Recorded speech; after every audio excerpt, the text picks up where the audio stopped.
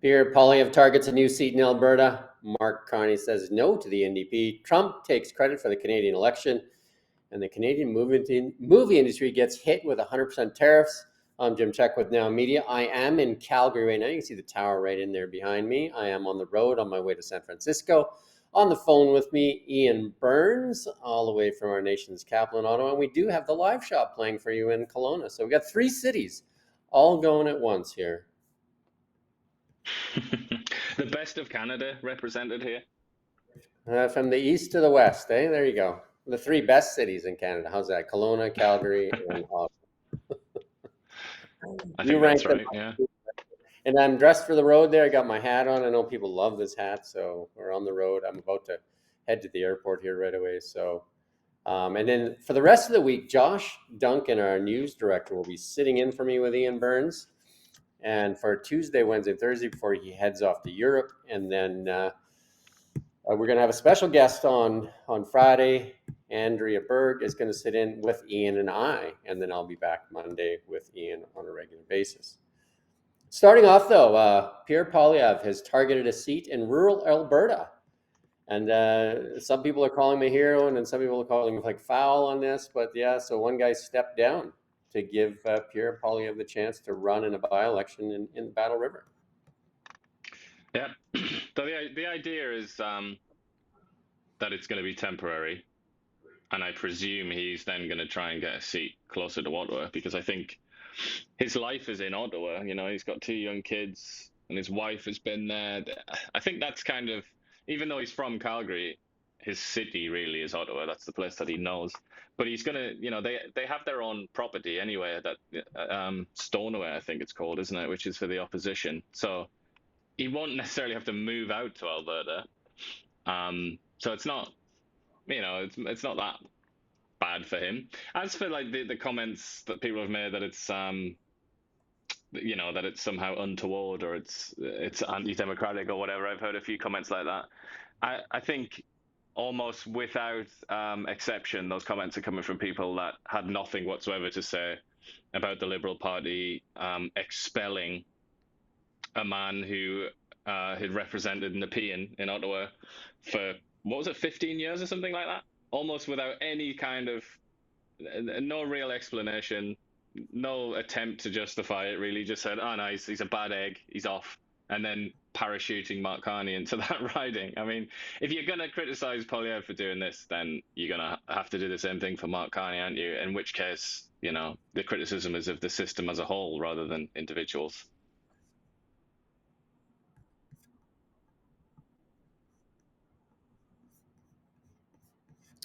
Yeah, 1 second here. I just got to kill something here, like something's causing a feedback loop there. Mark Carney says no to the NDP vote pact this time. Yeah, that's well, it depends. Like, you have to define the word pact, don't you? I mean, they can be very informal things. So it is still theoretically possible that he'll have some kind of informal arrangement, like vote by vote sort of thing.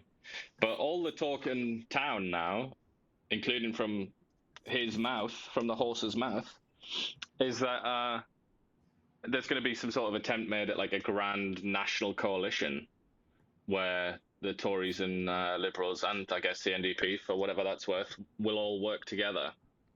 And the Bloc, but I wouldn't expect the Bloc to, you know, play on anyone else's team, even for 5 minutes. But the idea is that this sort of grand coalition will try and stare down the Trump crisis and also the economic crisis.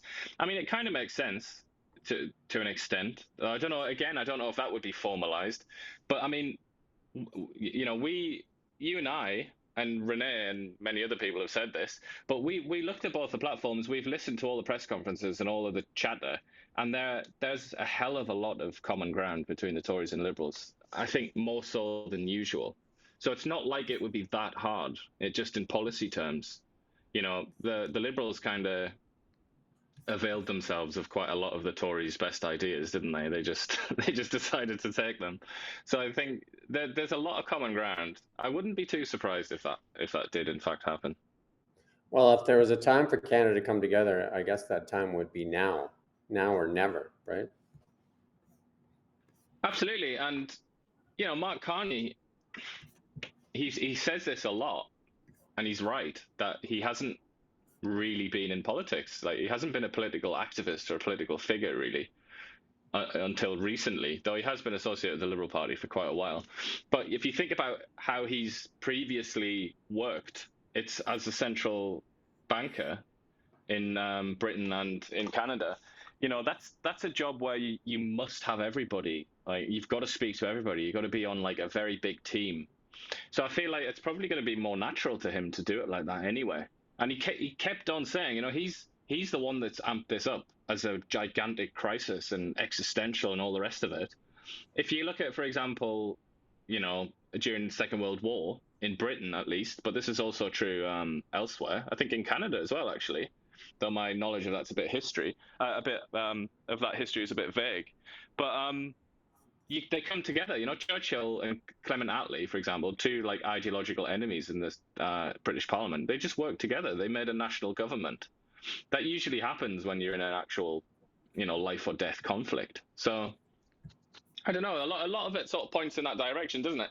But the question is, obviously, the Liberal insiders, the machine that's kind of given Carney this win, they're going to have sort of strategic concerns, aren't they? They're going to ask, like, what's in this for us? How will this help the Liberal Party? Whereas maybe Carney's not thinking so much about the Liberal Party. He's thinking more about himself and Canada. And then the Tories, for the same reason, they'll be thinking, like, how's this going to help us? So it's, there's a lot to be ironed out there, but I don't see why they can't at least have like a narrow set of issues that they cooperate on, like Trump and economic development. Well, that would be refreshing if the two of them could find a way to work together, because there's a lot of stuff to solve. There's no doubt about that. Indeed. Yeah. What's that? NDP is going to pick a new leader tonight, or an interim leader at the least. Yeah, I mean, who's even left? You would Yeah, think the only other NDP, or there's a couple of NDP MPs that have a kind of a profile. One was Charlie Angus, and he had it for very bad reasons. Obviously, he's the guy that insulted people in the street and just made a general fool out of himself every 5 minutes. And then the other one is Nikki Ashton, and she lost her seat. So, by the way, Charlie Angus didn't even run, so he's not in Parliament. Nikki Ashton lost her seat, and Jagmeet Singh lost his seat and is generally like got the stink of failure about him. So who's left? I can't really think of any particularly sort of big dogs there.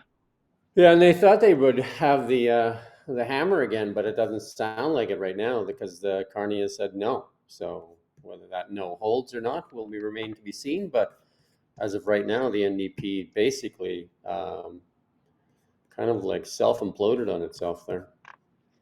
Well, it's kind of, you can see just to go back to Carney there, you can kind of see why Carney wouldn't want to get into that situation again, can't you? Because the NDP, in effect, they kind of they were the tail that wagged the dog, weren't they? In the Trudeau minorities, they had like massive amounts of power. In many ways, kind of directed, the approach of the government on a lot of big things like the legislative agenda, and yet they did that without any real sense of responsibility. They didn't really. It was almost like they hadn't put a stake on the table. They just kind of it was very self-indulgent, and it was almost a bit fantasy economics a lot of the time, or fantasy politics. Whereas if the Tories were forced, or if the Tories agreed to that, they couldn't be anywhere near as irresponsible as that, because they would hope to be the next government. Whereas the NDP never hoped that. They were always just a sort of fringe party. They were always just going to kind of behave in a way that like the Conservatives or the Liberals never could. So Carney might be looking at that, and he might be thinking, like, what's to gain if I go in with the NDP? Like you say, they'll have the hammer, they'll have the sword hanging over my neck. They'll be able to kind of direct this ship, and I don't want to do that. I mean, that makes sense, doesn't it? If you were in Carney's shoes, you really wouldn't want that, would you? Whereas at least the Tories, they can, to some extent, be kept on a leash, because they want to be the next government. So they're not gonna make ridiculous demands. They're not gonna sabotage the government, are they? They have to behave responsibly. Yeah, and Carney can kind of put Polyev in a tight spot too by saying, "Hey, these policies are great for Canada. They're kind of your policies, so work with me on these, or I'll call a snap election. And, probably I'll get my majority anyway." So I mean, it's kind of like, in my mind, it might be better to work with the Conservatives because Carney seemed more aligned. I mean, he took a lot of the policies that Polyev's government put forward. Yeah. The Party put only forward. the only big so the sort of elephant in the room, the big gap between them is on Green New Deal malarkey, that Right? kind of thing. It's on energy and the extent to which Canada should lean into renewables rather than fossil fuels. That, as far as I'm aware, that's going to be the main area of dispute. Looks like Blanchette is not as happy as you that the king's coming to town. The Bloc MPs are saying it's strange to get King Charles here to open Parliament as a symbolic act of sovereignty. That the quote there is brilliant, isn't it? Quebecers reject this institution, and then he goes on. Oh, this is from the bloc itself. Goes on to say, Mark Carney is inviting a foreign monarch to open Parliament. Strange. Can we get a fact check? Rosie Barton, you around? You got any free time, Rosie? Not a foreign monarch. It's Canada's monarch. So false. And then Quebecers reject this institution. False. No, they don't. Loads of people in Quebec um, respect the monarchy and wanted to hang around. But it's also, you're in Canada. Canada's a monarchy. That's Canada's monarch. Like, get over it. it's it's just and this is what I mean. Like, if you're Mark Carney, how do you do business with people like this? How do you do business with unserious people? And he'll know this 10 times better than I do or you do. Like, how do you practically get anything done with people that are this ridiculous? You've got to work with responsible people. And that, just to me, it's sort of this stupid tantrum from the bloc sort of emphasizes that Carney really would be wise to try and figure something out with the Tories. Yeah, he said he never meant it when he was required to swear true allegiance to the crown when signing the role as a member of parliament. He said the Bloc is not sincere in its oath. The Bloc is uh, irrevocably sincere, heart and mind, in its oath and its commitment to the people of Quebec. And an oath under duress is worth nothing. There you go. And if it doesn't come from the heart, it has no value. So, how do you tell when somebody's saying an oath from the heart or from their mouth? Well, how do you do business with people that admit something like that? Can you imagine? I mean, I can't imagine buying like an insurance policy of somebody that spoke like that. I can't imagine buying like a sandwich at a store from somebody with that sort of attitude.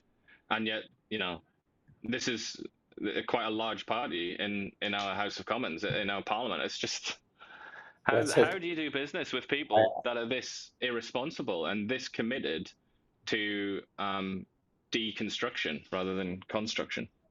I had my fingers crossed behind my back while I was saying it. How's that? That's just as good, I guess. It's just, this is like we talk about 1759, or I do anyway, quite a lot. That's the year in which the British conquered Quebec and New France. But it's just like, again, I hate to say it, talk about my homeland in such a way, but what have the British passed down to us here in Canada? What have they bequeathed to us? What a mess. Like, we have to sort of, we can't even agree on who our legitimate head of state is in this country because of Quebec and because the British fumbled that conquest. They didn't even know that. They didn't even expect that it was going to happen. Like, Quebec fell with surprising ease.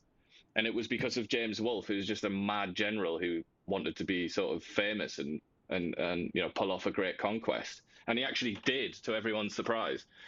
But it's kind of like here we are, like a couple of hundred years later, and we're stuck with these people, like the sort of nationalist Quebecois, who just refuse to accept that ever happened. Like, that, to them, that was an illegitimate act. And here we are. I mean, it has like actual real life consequences for us. It has consequences for our lives. And it's just, once again, the British Empire has let us down. Donald Trump has celebrated his 100 days in office, and he's been sitting down with the press and all kinds of press. He sat down with Kristen there from Meet the Press, and he talked about Canada a little bit. And he said, "We're going to play the clip. Actually, let's play that clip of Trump's words on Canada."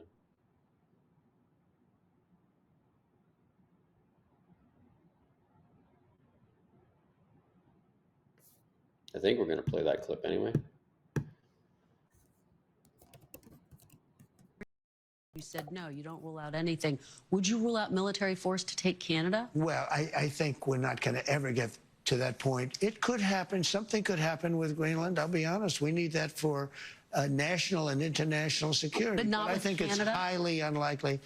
I don't see it with Canada. I just don't see it. I have to be honest with you. Okay, but you don't rule it out for Greenland. And by the way, Canada, they spend less money on military than practically any nation in the world. They pay NATO less than any nation.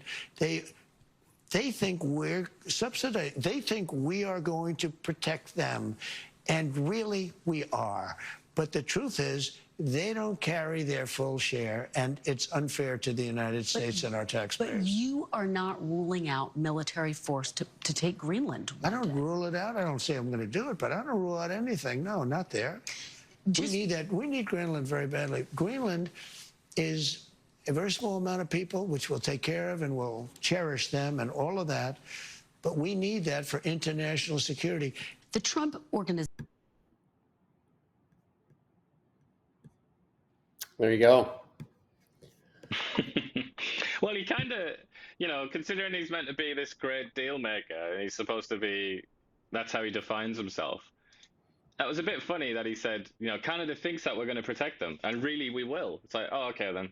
Well, we won't build a military then. Well, I mean, he doesn't have much choice really, because I mean, otherwise he would leave this whole northern border exposed as well. So. Exactly, and that's the point that we've made numerous times. But the way to flip that around is almost kind of like, from the Canadian perspective, we allow the Americans to have a crazy amount of access to our land and our airspace and the sea around Canada and all the rest of it. It's like, how much do we charge the Americans for that access? Maybe we should take a leaf out of Pakistan's book and do what Pakistan did during the War on Terror and basically just extort the United States to give them permission to use our territory for military operations. How do you think Trump would like that? Yeah, I don't know. Well, he's in the news there. He's actually come out and said that he's positively delighted about the role that he played in Canada's election. I mean, that's no surprise. I mean, he tweeted that the day of the election to make sure that it's the way he wanted. And he knew that and mentioned that, didn't he? This comment that he's made about how the Conservatives were X points ahead and I've changed it. He made that comment ages ago, didn't he?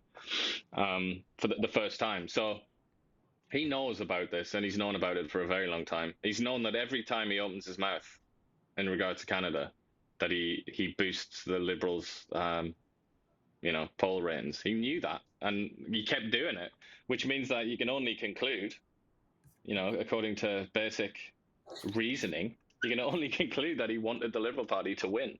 Why that is, I mean, I have no idea, and that's a different question. But he certainly he wanted it, and I think in this article is based on a journalist that interviewed him, who spoke about that afterwards.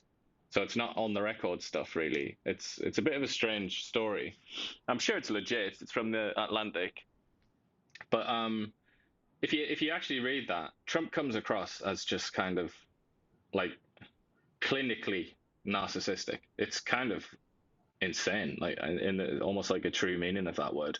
He seems to be mentally ill with narcissism, because it's just all about himself. Like it's almost like he didn't even really care about. Yeah, he reminds me of a what happened in Seinfeld this episode. election, as long as he was a protagonist in it.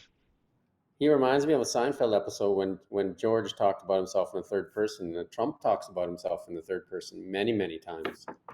Like, Yeah, Trump is he a did, different didn't he? That person comment from where he's himself. like, the other guy didn't like Trump.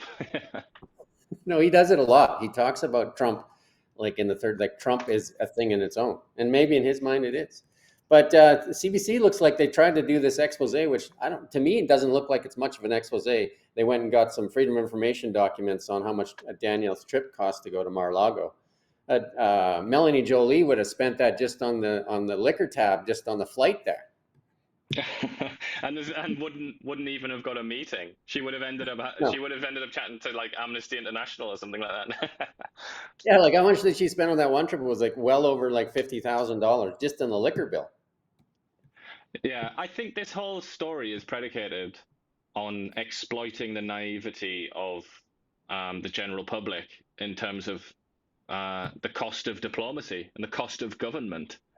If you think about how many billions of dollars are spent by the federal government on pointless garbage that just should never, you would never persuade private individuals to spend that money. It's only through taxation that it's possible to spend money on some of the stupid things the Canadian government spends money on.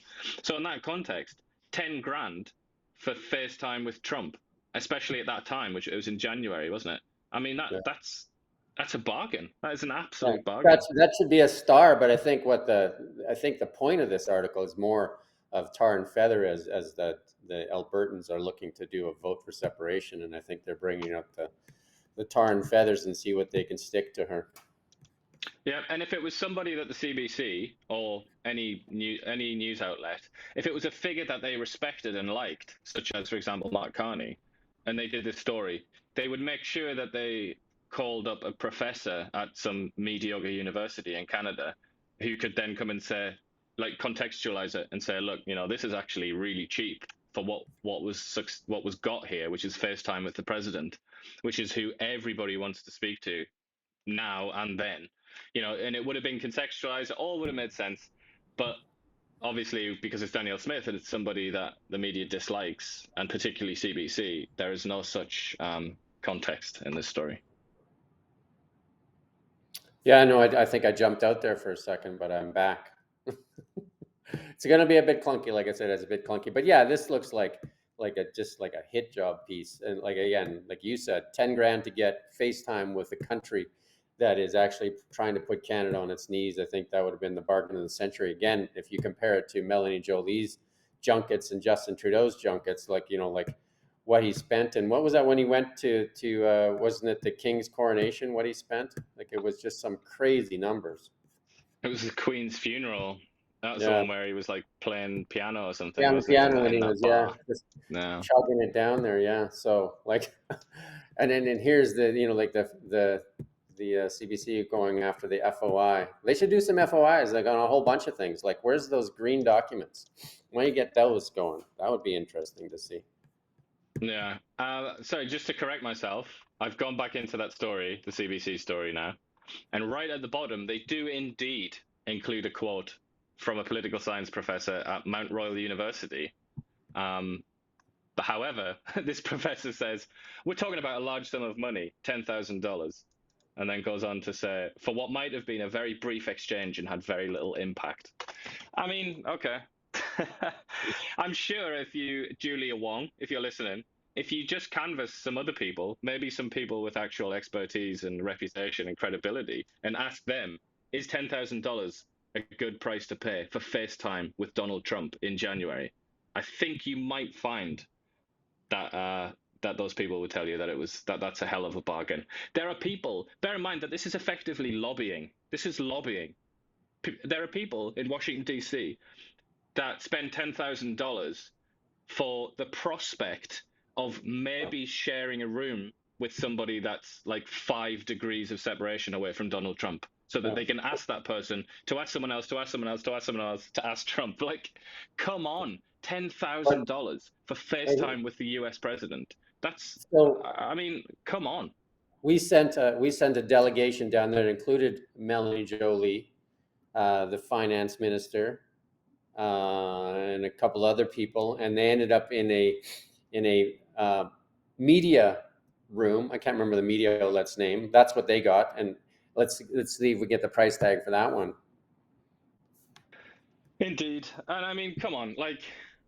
And they didn't get a meeting. All the things they got that nothing. The government wastes money on. I don't think there are many Canadians that would realistically tell you that it's a bad idea to go and be in the same room with Donald Trump and not just in the same room, but actually speak to him about the tariffs. Like Yeah.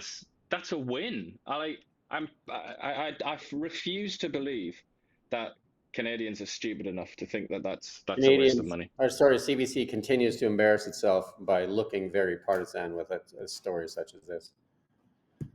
There you go. Well, they don't care now, do they? They've got their nest feathered now. The right candidate won for them. Right, so they're doing the work, paying the bills.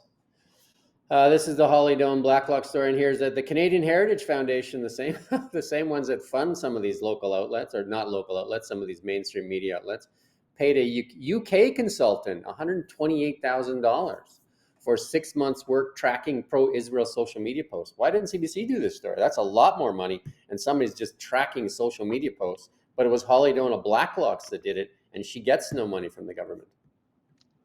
Well, I mean, that is the question. Why didn't the CBC do this? That's the question. Just keep asking that question.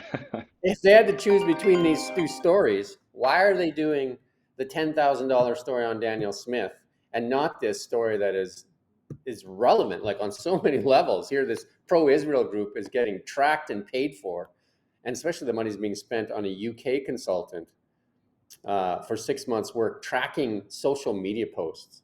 Couldn't AI track social media posts? Like, why do we need to pay somebody $128,000 to follow social media posts? Seems ridiculous, no?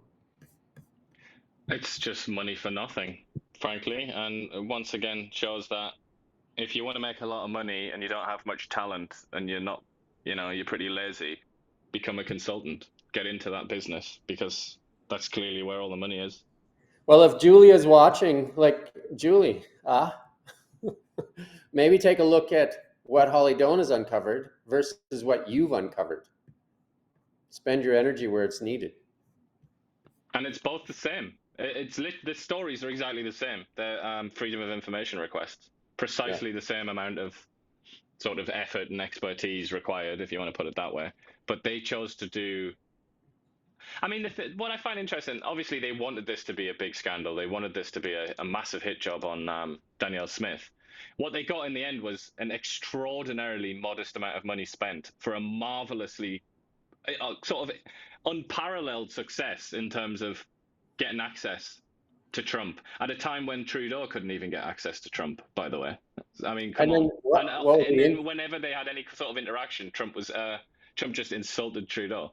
But, they thought, all right, this is going to be a gotcha story. Then they got that back and it was very modest. And they thought, okay, well, we'll just ring up some partisan, mediocre professor somewhere who's going to complain about it. And then we'll just cross our fingers and hope that Canadians are stupid enough to swallow that and not question it. And it'll be interesting to see how much the talking heads on the the news shows talk about this too, is whether it's a gotcha or they just let it go. Well, I feel like because it's an exclusive to CBC, they got it through freedom of information. They'll probably be reluctant to do it anyway, but they might talk about it. But then you have to imagine. I mean, people often think there's some kind of mad conspiracy about a newsroom and how they decide what to cover. But often it's just like this conversation that we're having now. You just try and figure it out. It's like, hold on, 10 grand. Is that even that much money? It's like, it'd be questions like that. And I would like to hope that less partisan media, less partisan than CBC, like the Globe and Mail and so on, I would like to think that they would look at that and just say, that's daft. There's no way. That's not a story. Donald Trump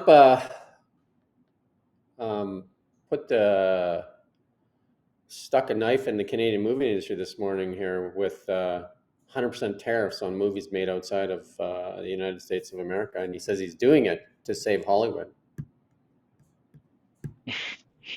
But just like steel and just like aluminium and to an extent cars, this tariff or this threat is just a proxy for an attack on Canada, isn't it? Because Hollywood North is kind of where so much of the money goes from Hollywood when it's not spent in the US, for convenience sake, but also because it's cheaper. Tax credits. So I just see it again as another attack. It's another attack on Canada. Yeah. He doesn't like Canada, does he? Even though he wants to apparently cherish it as a state, he doesn't seem to like it very much. Trump says he's going to reopen Alcatraz, and I'm on my way to San Francisco, and I've toured Alcatraz before. I don't know what that would take to reopen that thing. It's cold there in the middle of that little rock out there in the middle, and not very many people have ever escaped from there either. And Yeah, it looks pretty dire. Have you been to Alcatraz? I've not actually been to Alcatraz, but I've looked at it, and it does look quite lonely there, doesn't it? And it's also the sea there, like the Bay of San Francisco. It's quite choppy a lot of the time, quite Yeah. windy, and it just looks like it's the last place you'd want to be. And then there's great whites, obviously, knocking around in there. Yeah, there's all kinds of stuff. When I toured in the bay there, it was pods of dolphins as well. So you don't know which fin's coming up for you. It's like it is actually quite unsettling, isn't it? Just to look at it. And if you're on the Golden Gate Bridge and you can go down the side, can't you? Kind of like you can get right down low, like to look at the water, and it is quite intimidating. It's not a kind of peaceful, friendly bit of water, that is it? But I don't know what he's thinking with this old Trumpy. I imagine it must bring in quite a lot of money, that museum. So Yeah, it it's doesn't sound busy. like a great deal. You have to book out to get there, and I just pulled up our friend ChatGPT, our fact checker here, and it says there's 36 people that attempted to escape Alcatraz, and when they ran that prison from 1934 to 1963 across 14 separate escape attempts, 23 were caught alive, 6 were shot and killed during their escape attempts, 2 drowned, and 5 were listed as missing and presumed drowned. So which one of those is Clint Eastwood from the film? Frank Morris and his brothers John and Clarence Anglin, who escaped in June 1960, their fate remains unknown. There you go. So they're the famous There ones. you go. But yeah, it might not look like much to swim that, because it isn't particularly it's not a really fast swim, is it? But it's just It's cold. It's very cold. brutal sort of Hypothermia. environment. Hypothermia. Choppy is all. Yeah, and it's quite a ways from the shoreline too. And the sharks. Don't forget the sharks. Don't forget the sharks. Yeah. And there you go. This is just a post that was out there. It just shows you where people are moving to. And Alberta's been attracting people. That song, we've talked about it in the past, Alberta Bound, that song gets played over and over and over again for many young people as they move to Alberta for opportunity. It's been happening a while now, hasn't it? I mean, I've done so many of these stories based on data from Statistics Canada, which shows exactly this. BC loses, Alberta gains. And then Ontario, obviously, loses a lot of people as well. But in terms of interprovincial migration, I think it's a couple of years, or maybe 3 years running now, that BC's been losing people. And they, more often than not, they tend to go to Alberta. Yeah, no, it's housing is cheaper in some areas for sure. Edmonton is one of the cheaper cities, one of the cooler cities, though, for sure. This is one of the things that the Liberals have talked about, and Pierre Poilievre has talked about, that the United States needs Canada for the critical earth minerals. But Trump did sign that deal with Zelensky in Ukraine, which is a lot of that has to do with rare earth or critical minerals. Ukraine is absolutely rich in those rare earth minerals. It's just not, I don't know. It's very, very far away. It's in a war zone right now, and it could be a war zone again even if a peace is agreed this year or in the sort of coming months. It could still easily be a war zone again. It's a very sketchy place to do business. So, whoever this person is, Sean Newman podcast, I don't know if he's thought that bit through. Whereas Canada, if you can get a critical minerals deal with Canada done, and the US already have them with Canada, the Department of Defense has come and spent money in Canada. I think that's in Quebec, where they've to go and get minerals directly. If you could do that as the US, obviously that's the preferred option, isn't it? Because Canada's a safe, reliable country, and it's also just right there. So your supply lines are safe as well. I mean, there's no comparison really, is there, between Ukraine and Canada in that sense? One just needs a transport truck to haul it across the border for sure. Ottawa rethinking its U.S. weapons contracts, and South Korea's put up its hand and said we can supply you with everything from howitzers to submarines. Yeah. We don't want to buy any more in Well, a they also garage do a sale. rip-off F-35 thing, don't they? We don't want to buy any more used subs from the English. Well, the Koreans, they're like the masters of shipbuilding, aren't they? They're like, I think they churn out the most ships of anyone in the world. So they certainly have the technology and the know-how. So that trial that we've been watching here in Calgary, actually, a jury rejects that not criminal responsible defense and finds that man guilty of murder. And that man, he was a 29-year-old man charged with first-degree murder in the 2022 death of fitness instructor Vanessa Ladouceur in a downtown street when he body checked her into an alley and then stabbed her repeatedly and many times in the face. Absolutely brutal, isn't it? So sad.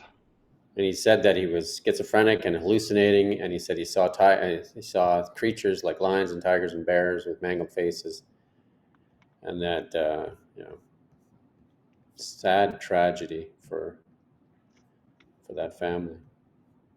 And the prosecutor in this case said he accused him of having lied to police and also to like counselors and psychiatrists or whatever, so that he could get off for the crime.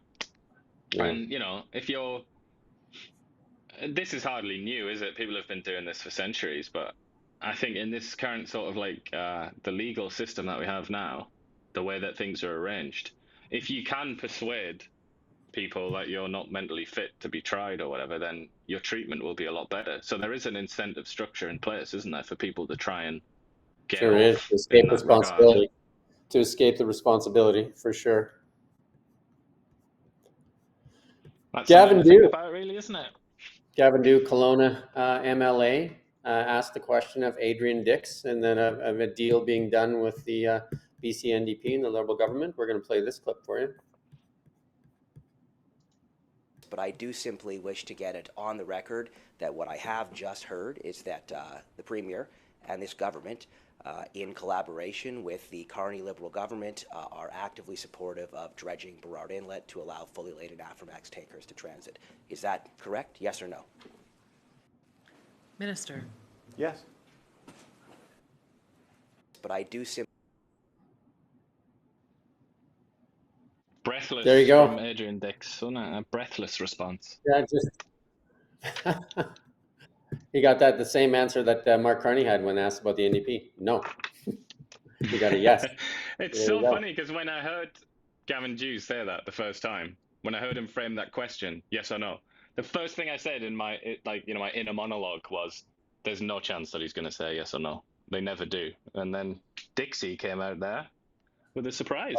I think they wanted to say yes so that they could look good for the Liberals right there, right? Because it is something that is unusual. That's why you got them to say it on the record, so they couldn't skirt around it. Because many of the people that, like the Green Party, will be losing its mind right now, and that's the party that they're trying to appease as well, right? Because they hold the balance for them.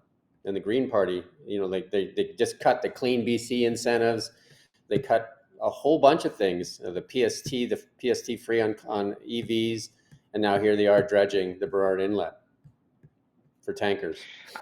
But I mean, the Greens, the BC Greens, they should have known what they were in for, because David Eby did not campaign as a left-wing candidate. His party was not particularly left-wing when it campaigned in the BC election. It was actually quite moderate, wasn't it? With lots of kind of middle ground policies like forced medical treatment for people, and many things that we went through, getting rid of the carbon tax and all that. So they should have known. And to be honest, I think most people are fed up with like tiny little pressure group fringe parties like the Greens dictating policy. They can maybe get one little concession here and there, something. They can have a statue of a dolphin built or something like that. But for them to think that they can decide the overall economic policy of British Columbia, I mean, no. How is that democratic? Yeah, and then just a little bit on the Russia-Ukraine war. We talked briefly about it, but there's a piece out here from BBC and saying that it's costing 27 lives for every kilometer that Russia takes, and that they've lost more troops in this last little while than. Yeah, it's just a bloody mess, that war that continues to go on there in the Ukraine.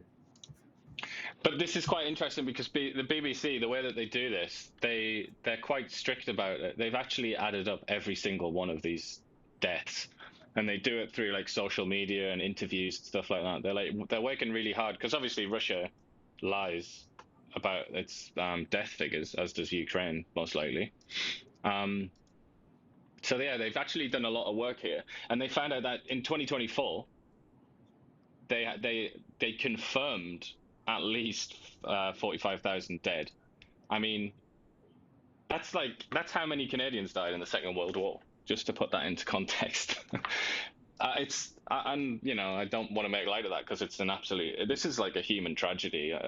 This is the worst thing happening in the world, bar nothing else, and it's been going on for 3 years now. And they estimate the Russians have lost up to 230,000 total deaths since 2022. I mean, for God's sake, that's just absolutely appalling, isn't it? Let's move on to markets here. Markets were down earlier when I clipped this, down marginally. Now they're up. Like I said, the markets are choppy in here, and I think they have 9 up days here. So you're going to start to see a little bit of like chopping for sure. And there you go. Markets relatively up today. Just minor though, like nothing spectacular for sure. Well, they're just how on earth can you have any certainty? You know, again we've woken up and there's another 100% tariff on the table. It's just topsy turvy. Gold. Well, gold was up big this morning. Gold was up over $100 an ounce early on. Right now, it's only up $70 an ounce. So gold, obviously, when gold is flying, that means there's unrest somewhere. Gold is our canary in the coal mine. Gold is doing extremely well as usual. And gold in Canadian dollars, 45.75. So yeah, like that ounce of gold will get you a pretty nice suit, right? Bitcoin, like kind of like set back a bit from where it was. Like it was banging on the door of 100,000 there, and I think it's just settled back a bit here. You know, 94,000 right now. So there you go. Canadian dollar, unsure of where it's going, right? And again, it's the U.S. Weakness that is really supporting the Canadian dollar as well. Big deal in the oil and gas industry. Reacted to Carney's election, has it? Which is I find interesting. There hasn't been anything. Yeah, it would have went very high in a conservative win for sure because of the unleash the resources thing. So, well, I think it's taking a wait and look approach. Maybe Poilievre and Carney will work together, and then that will be positive for the Canadian dollar as well. Big deal in the oil and gas industry. Sunoco to acquire Parkland, a $9 billion deal. And that's Sunoco announced plans to acquire Canada-based Parkland Corporation, deal valued at approximately $9.1 billion. This acquisition will create the largest independent fuel distributor in the Americas. There you go. And then we got to look. Mean independent in that context? I'm not sure. Because that's quite an interesting way of phrasing it. I'm just trying to decipher that. Does it mean because it's not a multinational or something? I don't really get it. U.S. ports getting awfully quiet, and this is just the Chinese tankers coming to the U.S. ports. Some of them actually turned around, so that is showing you what that is happening there with those Chinese tankers. Bad news for Amazon and Temu and all that. Yeah, I think Donald Trump in his interview there had a couple of things with Kristen there talking about, you know, like it was an interesting interview. I'd advise people to go watch it. But, you know, you can love or hate Trump, but one thing he is doing is a ton of interviews. He just, like, that narcissism that you talk about.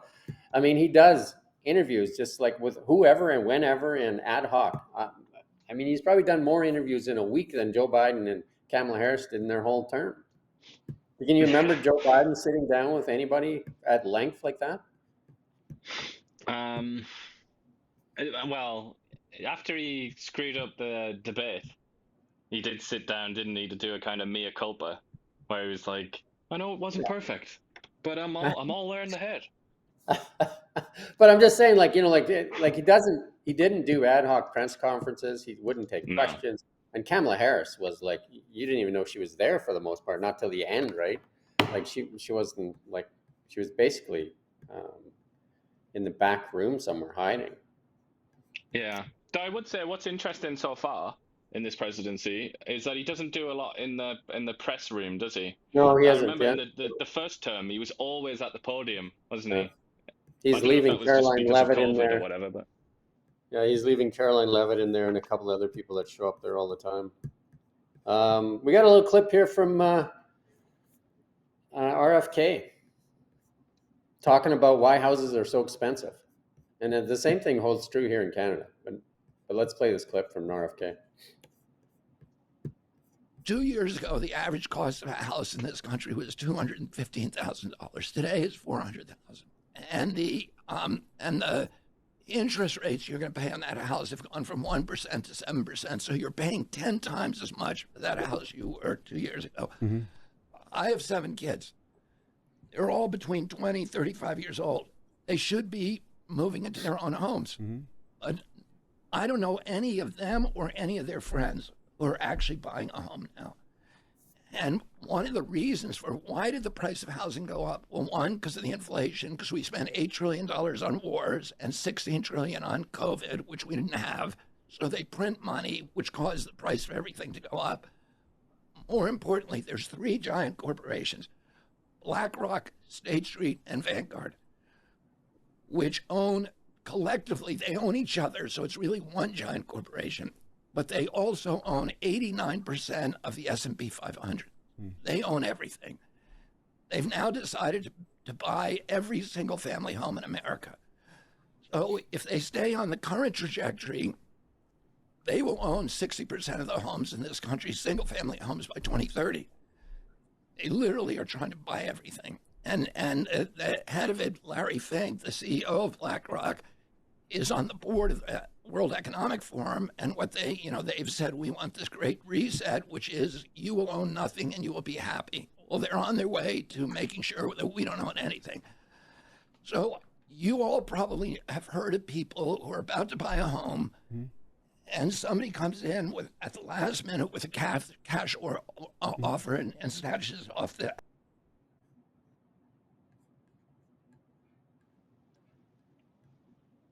same old story, innit? We've heard that many times. But I find Yeah, it that's interesting that he said he's got 7 kids, and none of them are talking about getting a home. I mean, consider that RFK is an American aristocrat, and even his kids aren't thinking about it. I mean, that's a bit mad, isn't it? So in Canada too, like in this, and I might get this number a little bit wrong. There's a stat that I think 80% of the rental properties in the territories is owned by one company, and I can't remember the name, whether it's Vanguard or whatever. But there is this same problem happening in Canada. These large corporations are using borrowed money at low interest rates and buying up homes, competing with the home buyers. That's the real problem. It's not Airbnb and that. It's these large corporations using borrowed money that they don't even have to repay. They float bonds. They float bonds out there. Like say they float a bond, let's just pick a number, $1 billion, and at a low interest rate, because they get to borrow at a low interest rate. And they never pay back the principal. They just pay the carry costs. And then they go out into the market and compete with you that have to go out and earn that money and pay tax on it. And all they're paying is the carrying cost because they just float another bond to cover the last bond. Yeah. It's the behavior. It's very antisocial behavior, isn't it? It's like anti-civilizational. It's the but Pottersville thing, you can't right? blame them for wanting to do this because there's so much money in real estate. Like, obviously, they're going to have their eyes on it.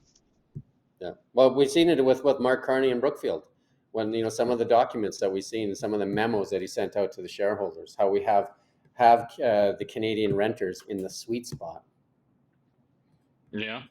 Well, absolutely. It's kind of, it's very easy money, isn't it, as well? Because they can just amass a gigantic portfolio, and they're guaranteed rent income. They're guaranteed a pretty huge return. So, and they So it's also influence policy at a higher level, so they can try and get things in there, to go in their favor. It's very dastardly behavior. the distinct advantage they have over you and I is the access to cheap financing, and we even seen that in the Liberal uh, platform. They're $35 billion for housing, not to the individuals, but to corporations, in the way of easy financing for them to build homes for you to rent or to, you know what I mean? Like it's the access to cheap financing that they get, and a lot of times they don't even repay it; they just repay it with another bond, and that Yeah, is totally. the Yeah, trick. it's a scam, isn't it? Really, let's be honest. Yeah, I mean, if anybody's interested, I can kind of show you how it all works. And they pay a carry cost where you pay a mortgage plus carry cost, and their carry cost is very, very little. Plus, they write off their carry cost, right? You don't get to write it off on your principal residence, do you? You do not. No, Do but this not. is kind of, then the question that immediately follows, or should follow, is why has this practice not been made illegal? Why has it not been banned? The answer Mm. is probably not very encouraging for our Why democracy. can a corporation like Brookfield, one of Canada's largest corporations, why can it dodge $5 billion in taxes and not get caught and forced to pay it when you, if you cheat on your taxes for whatever, they're banging down your door? Indeed. We got something here. Starbase is officially a city. We're going to play a little clip for you for the future of the world. Starbase, the new jump off point to an interplanetary species. How's that for a build up?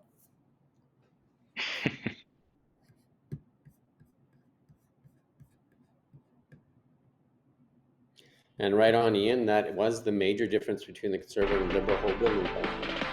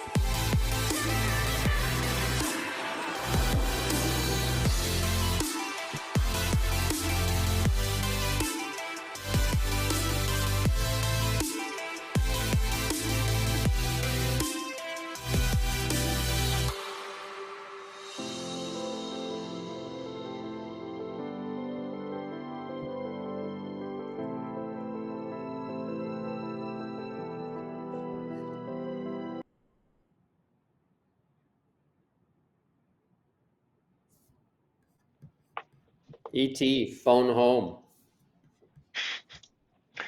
My only knowledge of that place as like somewhere to live comes from, I can't remember which one of Elon Musk's wives or consorts it was that said it, but she came out and complained about how horrible it is to live there. But it doesn't look so horrible there in that video, does it? Got some nice little chocolate labs and everything.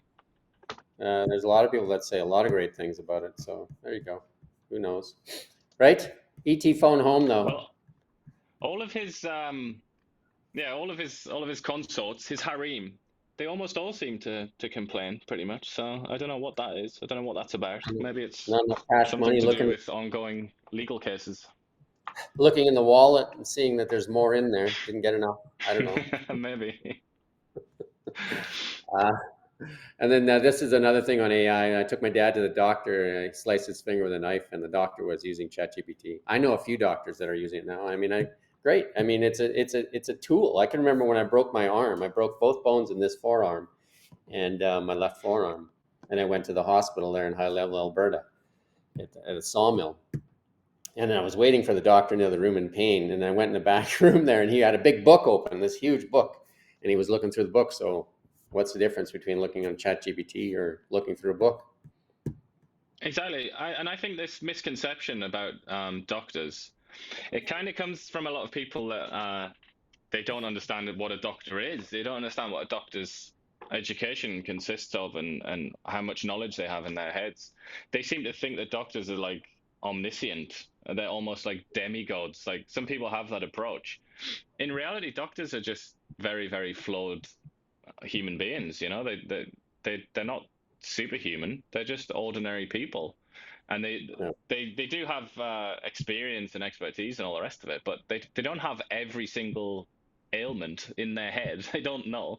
And like you, I've seen them get the big book out loads of times, and also use Google, where they pretend that they're taking notes, but if you pop your head Yeah. around, you see that they're just Googling things. So I'd much rather they were doing ChatGPT, which is actually smart, unlike Google. U.S. CEOs advocate for mandatory AI education. You know, over 200 CEOs have sent a letter urging inclusion of AI and computer science courses in high school and that. And I would add to that financial literacy. Why is that not in school? You know what I mean? Like why? Why? I know they're trying to push for that in Florida now, financial literacy and stuff. But that's one thing most young people are missing is financial literacy. Like there's some people on the the internet now doing well. Some financial planners are showing you like if you ate McDonald's every day, it cost you $10, or if you invested that $10 every day instead of that, you'd be, like a millionaire by the time I can't remember the timeline, by investing the $10 instead of eating. And then just think if you ate a McDonald's every day, you would be investing, something else would be growing, and not your bank account. So you get to choose Yeah, which compounds.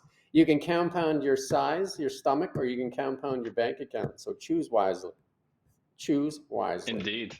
I think you're bang on though to say, and it's not just financial literacy. I feel like, especially with the younger generations who seem to like never leave their house and they just constantly on TikTok and things like that.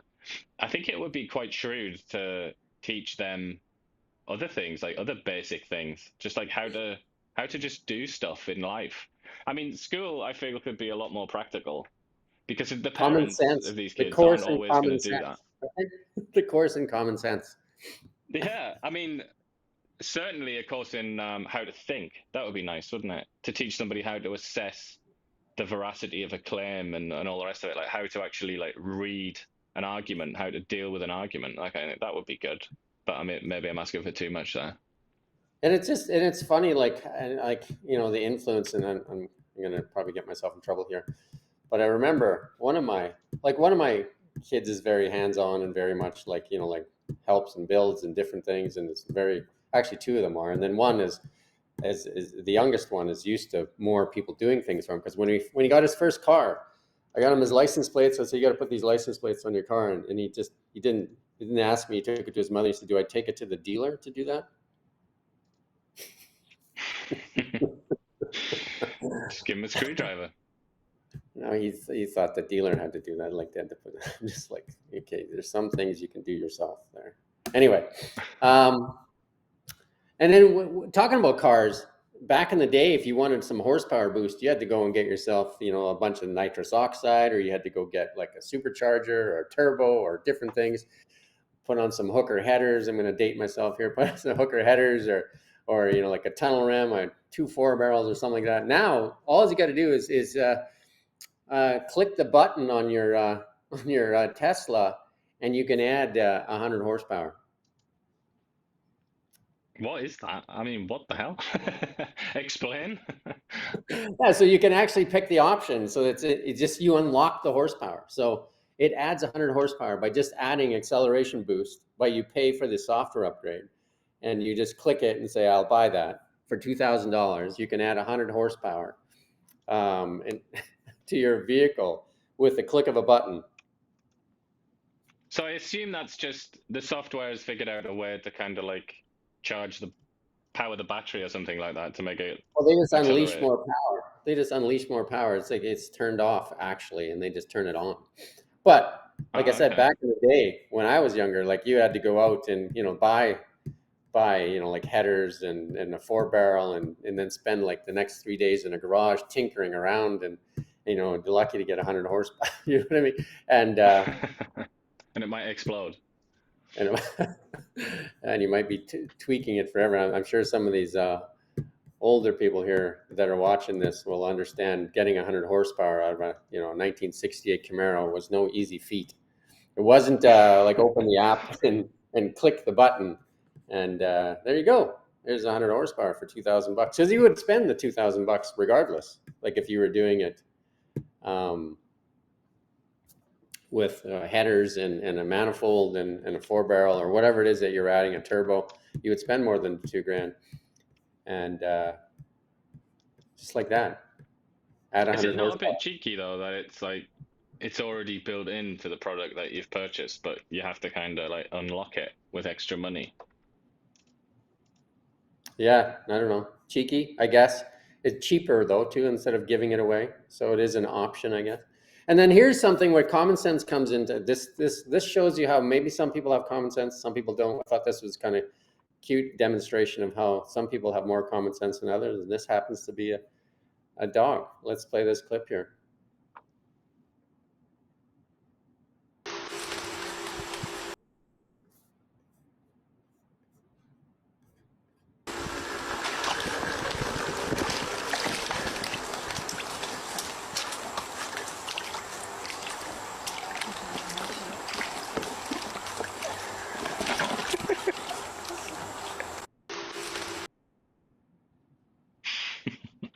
There you go.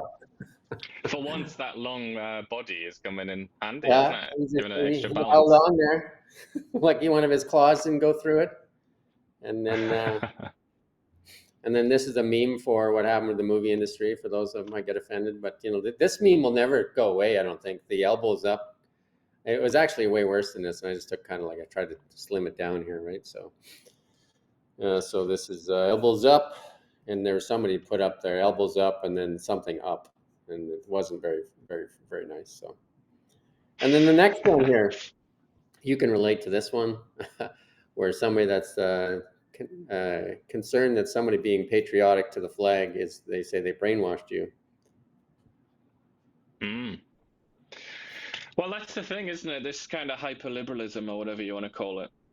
Some people call it woke, don't they? Like the thing that is so strange about it is that it's persuaded its adherents that it doesn't exist, and I guess that's what this meme is trying to play on, isn't it? It's this idea that it's like, oh no, I'm just like neutral. I'm just in the middle. I'm just a normal guy. But obviously, perspective is everything. The hammer and sickle one gets me. Like I don't know if people have read the history behind that one or not, but well, they just look at the stated aims. They look at the propaganda. So to try and equalize society, make society fairer, make the rich pay, and all the rest of it. They look at that and they think, well, that's noble. I like that. And then what they refuse to do is look at what that resulted in a real human situation, which is mass murder every single time. Yeah. Joseph Stalin. Maybe they should study that. Maybe just have a look. Just take a quick look. Just like get a dartboard, put loads of communist dictatorships or communist regimes on a dartboard, and get a dart and throw it, and whoever it lands on, just research that one, because it's every single one. You know, all of them: Lenin, Stalin, Mao, even like the ones that are considered more moderate, like Deng Xiaoping. These aren't nice people. Look at everything they've done. They're like, it's catastrophe after catastrophe. Yeah. But I imagine the next one will be better. And then the last meme for the day. Just need to try again. The last meme for the day: Africa before 2.6 trillion in aid, and then Africa after 2.6. And I think it's one of those images where you're supposed to guess the three things that are different. Well, I see this kind of meme and this kind of thing a lot, but I would say if you look under the I can't think of the word. I was going to say bonnet. My Englishness is coming out. If you look under the bonnet, then you do see that Africa has actually changed, like astonishingly, over the last sort of 50 years or something like that. It's profoundly changed. But obviously it's not, in terms of the aid, that's a question of, in many cases, that's just a question of corruption, both Western and African corruption. And that money doesn't go where it should go. It goes to people's bank accounts, doesn't it? And in the meme section, we're not supposed to question humor. We're just supposed to like absorb it. Well, all memes, or most memes and most humor have some underlying basic- points, don't they? Like the hammer and sickle one for sure. There you go. Yeah. And this has been Anyway, used that's by some rather devious characters in the past, this particular meme. So I was contextualizing it. Let's put it that there way. you go. That's our show for today. I'm going to be off Tuesday, Wednesday, Thursday. It'll be Ian and Josh, and then on Friday it will be Ian, Andrea, and myself. So it should be an exciting week. So, and I'll report from San Fran. I'll have some pictures maybe. Yeah, see take what a San picture. If you Francisco get robbed, make sure that you record it. Make sure that I get a body cam. Yeah. I try to avoid some of those areas. And yeah. Anyway, it'll be interesting. Until then, we do thank you for watching Now Media, and we're back tomorrow. Cheers, everyone. We don't just report the news, we live here too. We're your neighbors, bringing you stories that matter to all of us. No government funding, no outside influence. Kelowna Now, local, independent.